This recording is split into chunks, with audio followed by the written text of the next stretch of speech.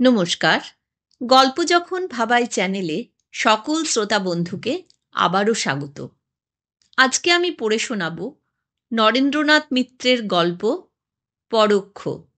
গল্প পাঠে আমি ইন্দু। গল্পটা ভালো লাগলে লাইক, শেয়ার, সাবস্ক্রাইব করে পাশে থাকার অনুরোধ রাখলাম।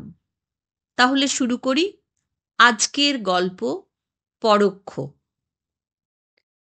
মাসিমার বাসায় থেকে দেবব্রত বিয়ে পড়ে আর বাড়ির এক দঙ্গল ছেলেমেয়ের তত্ত্বাবধান করে। তার কর্তৃত্বের চোটে ওরা অস্থির, ভয়ে থরথর। কেউ যদি গোলমাল করলো, কি অবাধ্য হলো কথার, দেবব্রতের দোহাই পারলে তখনই সে চুপ করবে। মাসিমার কোলের বছরখানেকের ছেলে নন্তু থেকে মাসিমার যা স্নেহলতার বড় মেয়ে পারুল দেবব্রতের ভয়ে সমান তটস্থ। দেবব্রতের ইচ্ছাই ওদের ইচ্ছা, দেবব্রতের শখেই ওদের শখ। পড়া না পারলে কি কথা না শুনলে সকলকেই সমান শাস্তি বিধানের ব্যবস্থা।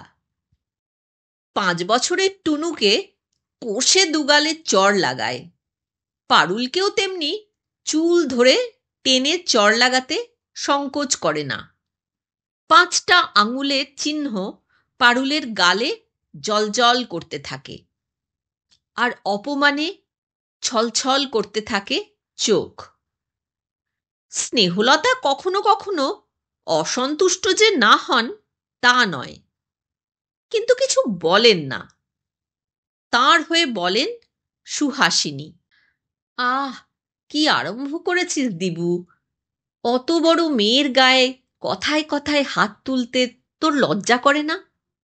প্রত্যুত্তরে দেবব্রতও ধমক দেয়, তুমি চুপ করো তো মাসিমা, বড় বড় বলে ওকে মাথায় তুলতে হবে নাকি? একেই তো মাথায় ওর কিছু নেই, তারপর সবাই মিলে যদি ওকে এমন আশকারা দাও, ওর কোনো কালেই কিছু হবে না। বয়সে বড় হলেই বড় হলো। শীলা, গীতা, রানু, ওদের এক দাঁতের বুদ্ধিও কি ও রাখে? প্রভুত্ব শুধু যে দেবব্রতের ছেলে মেয়েদের উপরই তা নয়, অন্য সকলের ওপর প্রভাবও তার অপ্রতিহত। দেবব্রতের মেসোমশাই সন্তোষবাবু মাস অন্তে মাইনের টাকাটা ফেলে দিয়েই খালাস, সংসারের আর কোনো খোঁজখবর রাখেন না। অবশ্য ঘরেই তিনি থাকেন, কিন্তু সে তাঁর লাইব্রেরি ঘরে। যতক্ষণ বাড়ি থাকেন বইয়ের পাতায় থাকে তাঁর চোখ। তাঁর ভাই পরিতোষের স্বভাব ঠিক উল্টো। বাড়িতে যতক্ষণ থাকেন হাঁক ডাকে সবাইকে অস্থির করে তোলেন, কিন্তু বাড়িতেই তিনি প্রায় থাকেন না। অফিসের পর সভা সমিতি, রাজনীতিতে তাঁর সময় কাটে। সুতরাং কর্তৃত্বটা প্রায় দেবব্রতের হাতে এসেই পৌঁছেছে। মাসিমার সে ডান হাত, পরামর্শ, বিধি ব্যবস্থা সবই প্রায় দেবব্রতের সঙ্গে। দেবব্রতের রাগ যেমন প্রচণ্ড, অনুরাগও তেমনি প্রবল। রান্না একেবারেই অখাদ্য হয়েছে, খেতে বসে স্নেহলতার মুখের ওপর কথাটা বলতে সে কিছু মাত্র ইতস্তত করে না। আবার মন যখন খুশি থাকে তখন হয়তো তার বাটনায় বাটতে গিয়ে বসে।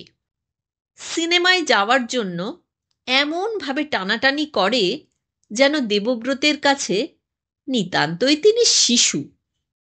কর্তৃত্ব করে যখন এমনি দিন কাটছে, একদিন শোনা গেল পরীক্ষার মাস 3 বাকি। ভাঙাচোরা জিনিসপত্র সরিয়ে চিলেকোঠার ছোট্ট ঘরটুকু পড়বার জন্য দেবব্রত ঠিক করে নিল। কঠিন কৃচ্ছ সাধনের জন্য প্রস্তুত হলো মনে মনে। প্রতিজ্ঞা করল এই 3 মাস আর ঘর থেকে বেরুবে না। পাঠ্যপুস্তকের স্তূপের মধ্যে মগ্ন হয়ে থাকবে বাল্মীকির মতো। উদ্যোগ আয়োজনের অন্ত রইল না। কিন্তু ব্যাপারটা যত সহজ ভাবা গিয়েছিল তেমন সহজ হলো না। দেবব্রতকে ছাড়া কারও চলে না, এ কথা সে জানত। কিন্তু কারুকে ছাড়া তারও যে চলে না, তা যেন দেবব্রত এই প্রথম টের পেল। চিলেকোঠার সংকীর্ণ দেওয়ালের মধ্যে তার দম বন্ধ হয়ে আসতে চায়। বইয়ের পাতায় কিছুতেই মন বসতে চায় না। সেদিন রাত্রে পড়ায় কিছুতেই মন লাগছিল না। চোখে পড়ছিল নারকেল গাছের পাতার ফাঁকে ফাঁকে কতকগুলি নীল তারা জ্বলজ্বল করছে আকাশে। দেবব্রত ধীরে ধীরে উঠে এলো। ছাদে কিছুক্ষণ পায়চারি করল। নিচে ছেলে মেয়েদের মতলব আর একগুঁয়েমির কোন্দল শোনা যাচ্ছে, আর মাঝে মাঝে মাসিমার গলা। ডাকবো দেবব্রতকে, ডাকবো? আত্মতৃপ্তিতে মুচকি হাসল দেবব্রত। কদিন এই সংসার থেকে সে যেন বিচ্ছিন্ন হয়ে আছে, সম্পূর্ণ আলাদা। হঠাৎ মনে হলো, পারুল, শিলা, ওরা কি করছে? ওদের খোঁজও দেবব্রত কদিন ধরে নিতে পারে না। ওদের ঘরে পড়ার শব্দ তো শোনা যাচ্ছে না। আস্তে আস্তে দেবব্রত পারুলদের ঘরের দোরের কাছে এসে দাঁড়ালো।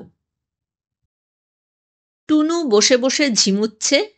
শিলা আর বিনা টান টান হয়ে শুয়ে পড়েছে মাদুরের ওপর। ধৈর্যের সঙ্গে দেবব্রত ক্রোধ চেপে রাখে। শাস্তির ব্যবস্থা হবে একসঙ্গে। পারুলটা কোথায়? ও করছে কি? বাইরে থেকেই অনুসন্ধানী দৃষ্টি নিয়ে দেবব্রত তাকে আবিষ্কার করতে চেষ্টা করল। উত্তরের দেয়াল ঘেঁষে ছোট একটা ড্রেসিং টেবিলের সামনের চেয়ারটার ওপর পারুল বসেছে পা ঝুলিয়ে।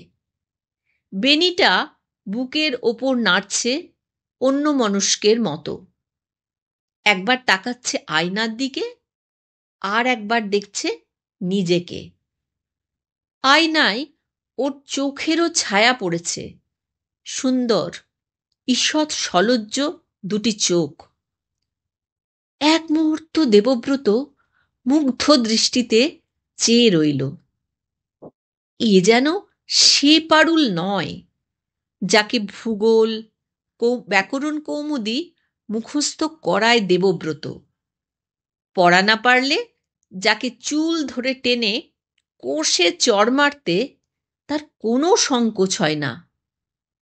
দেখতে দেখতে অদ্ভুত লোভে আর ভয়ে দেবব্রতের বুক কেঁপে ওঠে। যেমন এসেছিল আস্তে আস্তে তেমনি ফিরে যায়।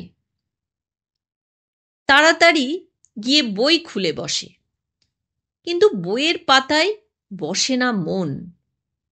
অদ্ভুত আজগুবি সব কল্পনা মনে আসে। আর মাঝে মাঝে যখন সতর্ক হয়ে ওঠে, তখন ভাবে, ছি ছি, কিন্তু ছি ছি দিয়ে ঠেকিয়ে রাখা যায় না এসব ভাবনা। ভাবতে ভালো লাগে, ভাবতে কি চমৎকার লাগে।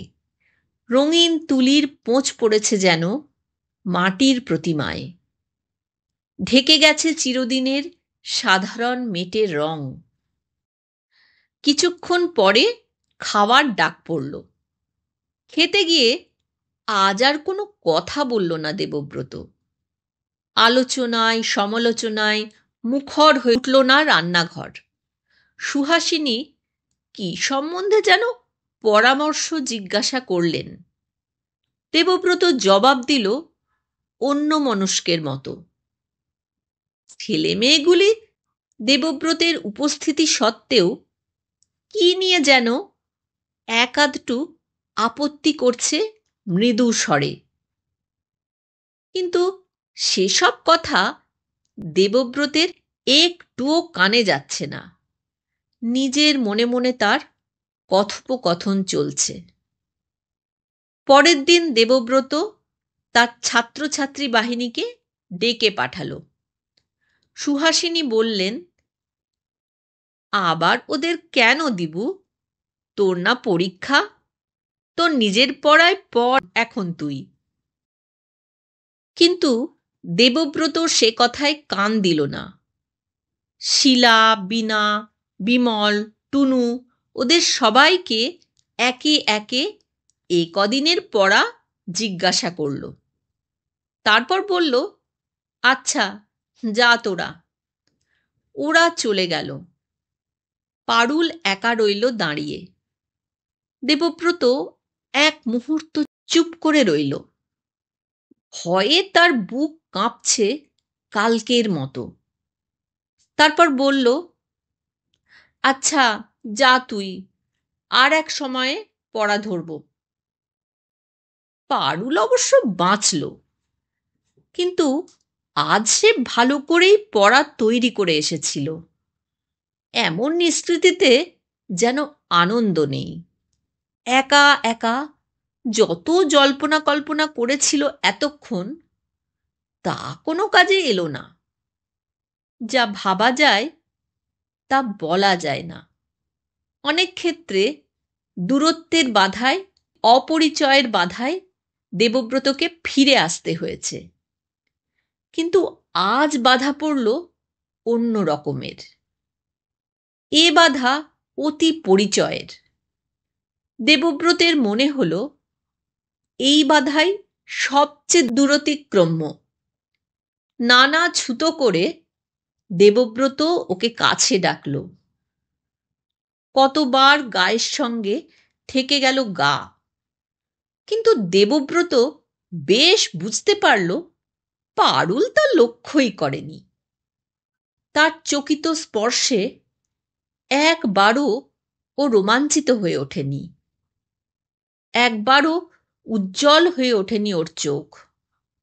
অতি পরিচয়ের আর অভ্যন্তরের পুরু আবরণে আবৃত ওর সর্বাঙ্গ। সে আবরণ ভেদ করে তার স্পর্শ গিয়ে পৌঁছায় না, দৃষ্টি গিয়ে পৌঁছায় না। কথার কত সূক্ষ্ম ইঙ্গিত আর চাতুর্য ব্যর্থ হতে থাকে। পারুলের মন অনায়াসে সেগুলি অতিক্রম করে যায়। কোথাও বাধা পায় না, খোঁচা লাগে না কোথাও। এক মুহূর্তের জন্য ঝলকে ওঠে না তার মন। আর কি বলা যায়? আর বলে লাভই বা কি? ও যদি হেসে ওঠে? তাছাড়া এভাবে ধরা দিতে, নিজেকে এভাবে ছোট করতে দেবব্রতের মন যায় না। ও হয়তো কিছু বলবে না, কাউকে বলবে না সাহস করে। কিন্তু ওর কাছে অপমানের অন্ত থাকবে না। মাথা নিচু হয়ে থাকবে চিরকাল। মাঝে মাঝে নিজেকে ভীরু বলে ধিক্কার দেয় দেবব্রত। আবার নিজেকে সমর্থন করে। এই ভয়ই তাকে বাঁচিয়েছে। এ ভয় নয়, আত্মসংযম আর সুরুচি।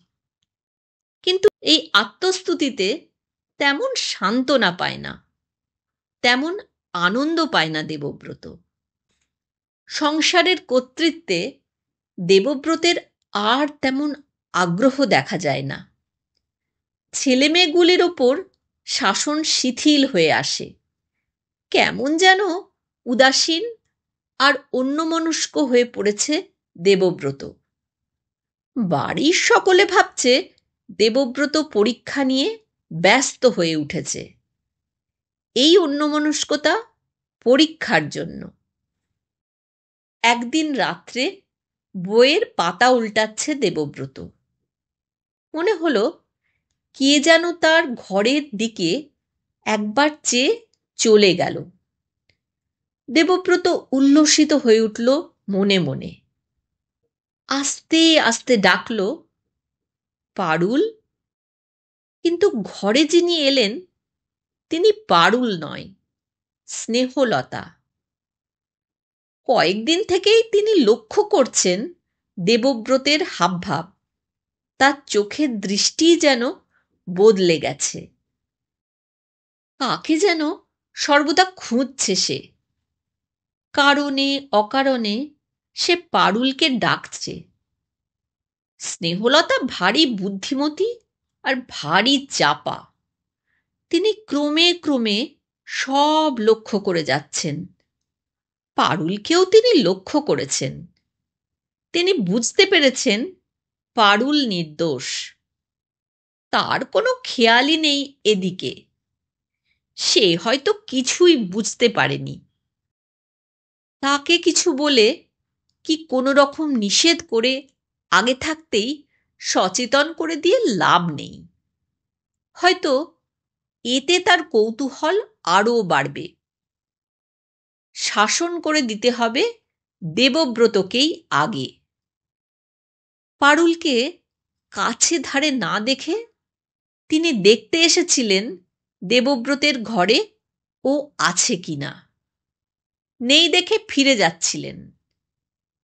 এমন সময় দেবব্রতকে পারুলের নাম ধরে ওভাবে ডাকতে শুনে স্নেহলতা ফিরে দাঁড়ালেন। তাঁর সন্দেহ আরও দৃঢ় হয়ে উঠল। কঠিন মুখে তিনি দেবব্রতের ঘরে ঢুকলেন। বললেন, পারুল নয়, আমি। পারুলকে কেন?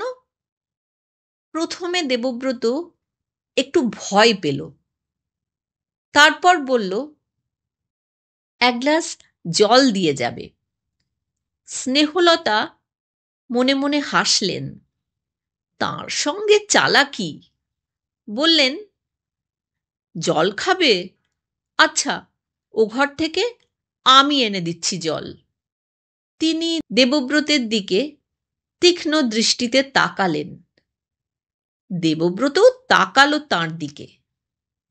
পরস্পরকে বুঝতে যেন তাদের আর বাকি নেই। দেবব্রতের একটু ভয় যে হলো না তা নয়, কিন্তু ভয় ছাড়াও অদ্ভুত এক ধরনের আনন্দে তার মন ভরে উঠল। কেউ অন্তত তাকে সন্দেহ করেছে, কেউ অন্তত বুঝতে পেরেছে তাকে।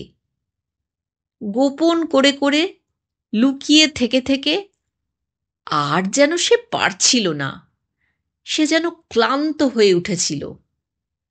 সে যেন এখন এইভাবে ধরা পড়তেই চেয়েছিল। সব প্রকাশ করে স্থূল কথায় সে যেন সব বলতেই চেয়েছিল এখন। স্নেহলতার সন্দিগ্ধ দৃষ্টির মধ্যে যেন অনেক সম্ভাবনা, অনেক অঘটিত ইতিহাস। দেবব্রতের যত তীব্র উত্তেজক কল্পনা সবই যেন স্নেহলতার দৃষ্টিতে বাস্তব হয়ে উঠেছে। আর যেন কোনো ক্ষোভ নেই দেবব্রতের, আর কোনো অতৃপ্তি নেই। এতক্ষণ শুনছিলেন আজকের গল্প পরোক্ষ।